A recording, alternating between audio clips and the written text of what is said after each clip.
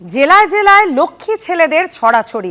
এবার মালদার হরিশ্চন্দ্রপুর, যেখানে লক্ষ্মীর ভান্ডারে দুর্নীতির অভিযোগ সামনে এসেছে। 5 বছর ধরে লক্ষ্মীর ভান্ডারে টাকা ঢুকেছে, তাও আবার একজন পুরুষের অ্যাকাউন্টে। লক্ষ্মীর ভান্ডারে নাম উঠলেও আজ পর্যন্ত 1 টাকাও তার অ্যাকাউন্টে ঢোকেনি।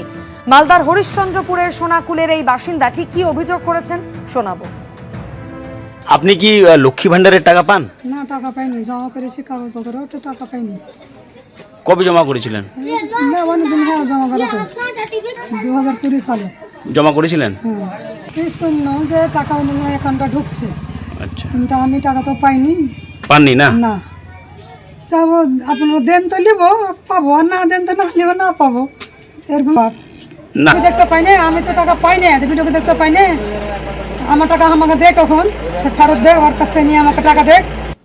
মালদার হরিশ্চন্দ্রপুরের এই মহিলা তিনি অভিযোগ করছেন যে তার নাম লক্ষ্মীর ভান্ডারে উঠলেও, সেই তালিকায় তার নাম উঠলেও 5 বছর ধরে 1 টাকাও তার অ্যাকাউন্টে ঢোকেনি, বরং তার প্রতিবেশী গোলাম মোর্তাজার অ্যাকাউন্টে ঢুকেছে তার নামে বরাদ্দ টাকা। এই গোলাম মোর্তাজা কি জানিয়েছেন শোনাবো।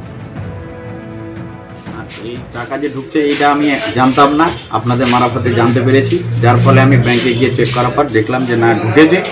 কিন্তু এই ঢোকা বা এই যে টাকা আসার পেছনে এটার কোনো আমার সম্পর্ক নেই। এটার জন্য আর আমি লক্ষ্মী ভান্ডার আমি একজন ছেলে পেতে পারি না, এটা আমিও জানি। আর কোনোদিন এটা দেখিনি, যেহেতু আমার ওটা ব্যাংকে, যে ব্যাংকে অ্যাকাউন্ট আছে সে ব্যাংকে ওটা আমার লোনের অ্যাকাউন্ট। যেহেতু আমার কাছে কোনো নোটিফিকেশান আসে না, প্রতি মাসে মাসে যেরকম কিস্তি হয় সেরকম আমি দিতে থাকি। ব্যাংকে যাওয়ার পরে আমি দেখতে পাই যে না সত্যি সত্যি এটা হয়েছে, কিন্তু এই টাকা আমার কোনো রকমের দরকার নেই। যদি প্রশাসনের যেহেতু টাকা বা সরকার দিয়েছে ওর টাকা আমি দিয়ে দেবো। জেলায় জেলায় লক্ষ্মী ছেলেদের ছড়াছড়ি তালিকা আপনাদের দেখিয়েছিলাম, সেই তালিকায় নবতম সংযোজন মালদার হরিশ্চন্দ্রপুর, যেখানে লক্ষ্মীর ভান্ডারে দুর্নীতির অভিযোগ। 5 বছর ধরে লক্ষ্মীর ভান্ডারে টাকা ঢুকেছে একজন পুরুষের অ্যাকাউন্টে। গোলাম মোর্তাজা প্রতিবেশী, তার নামে বরাদ্দ টাকা ঢুকেছে এই গোলাম মোর্তাজার অ্যাকাউন্টে। শোনালাম আপনাদের তার বক্তব্য। বিষয়টি নজরে এসেছে, কি করে ঘটলো খতিয়ে দেখা হচ্ছে। প্রতিক্রিয়া হরিশ্চন্দ্রপুর 2 এর বিডিও রাজা আদকের।